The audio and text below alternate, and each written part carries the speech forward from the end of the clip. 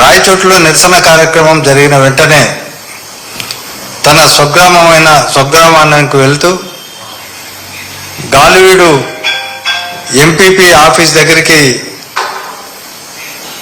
చేరుకోవడం జరిగింది. అయితే ఇది ముందే పసిగట్టినటువంటి తెలుగుదేశం పార్టీ శ్రేణులు,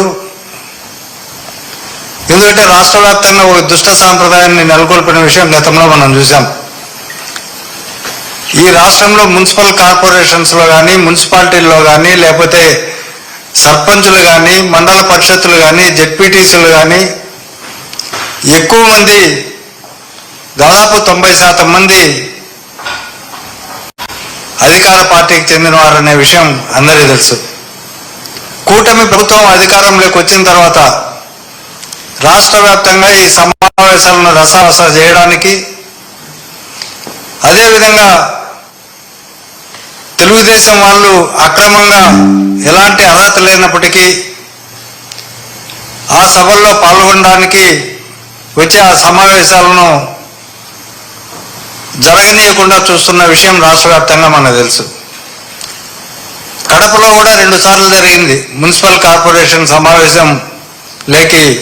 అక్కడ లోకల్ ఎమ్మెల్యే ఆ సమావేశం జరగనీయకుండా బయట వ్యక్తులను లోపలికి తెచ్చి పోలీస్ బందోబస్తుతో నానా అల్లరి చేసి వైసీపీ కార్పొరేటర్ల పైన, మేయర్ పైన దాడి చేసి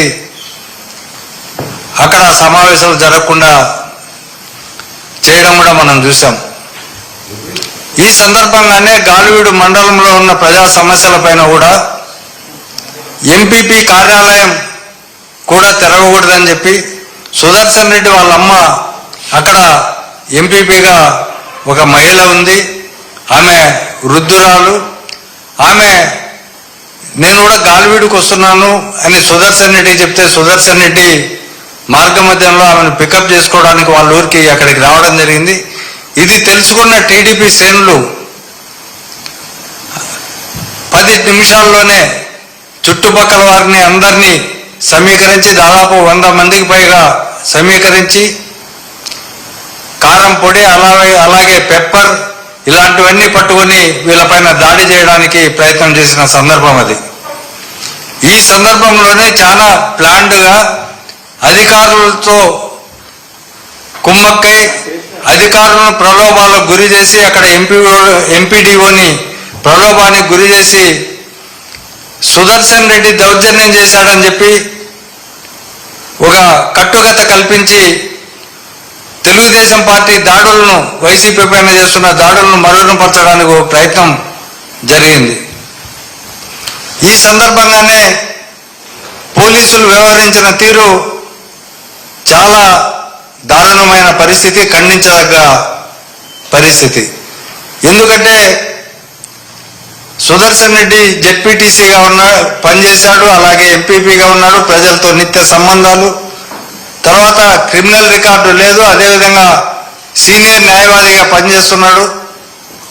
అలాంటి వ్యక్తిని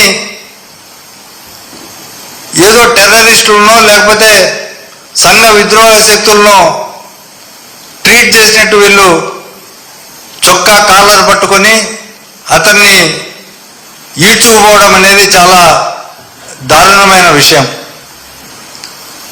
రాష్ట్రంలోని న్యాయవాదులంతా ఈ సంఘటన ఖండించాలని కోరుతున్నాం. అదే సందర్భంలో దీన్ని రాజకీయ కక్షతో, రాజకీయ దురుద్దేశంతో ఉప ముఖ్యమంత్రి పవన్ కళ్యాణ్ గారు గాలివీడుకు వచ్చి తర్వాత బాధితుడిని పరామర్శించే నెపంతో కొన్ని రాజకీయ వ్యాఖ్యలు చేయడం కూడా ఇక్కడ గమనార్హం. అక్కడ నిజంగా జరిగిండే వాస్తవాలను ఆయన విచారించకుండా ఎంపీడీఓని ఏ సందర్భంలో ఎలా 108లో గాలివీడు నుంచి రాయచోటికి ఎలాంటి దెబ్బలు తగిలినప్పటికీ చేర్పించడం, తర్వాత మంత్రి రాంప్రసాద్ రెడ్డి గారి తమ్ముడు లక్ష్మీప్రసాద్ రెడ్డి ఆధ్వర్యంలో అతన్ని మళ్ళీ రిమ్స్కి తీసుకెళ్లడం.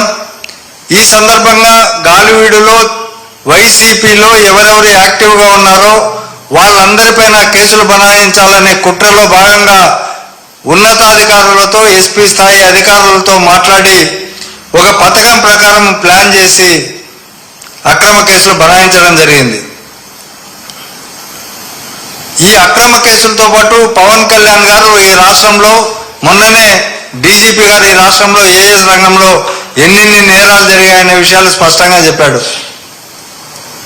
వాటిపైన దృష్టి పెట్టకుండా రాజకీయ దురుద్దేశంతో గాలివీడుకు పర్యటించి అక్కడ కూడా రెచ్చగొట్టే వ్యాఖ్యలు, రాయలసీమ యువతను కించపరిచే విధంగా రెచ్చగొట్టే వ్యాఖ్యలు చేయడం అనేది అందరూ గమనించారు.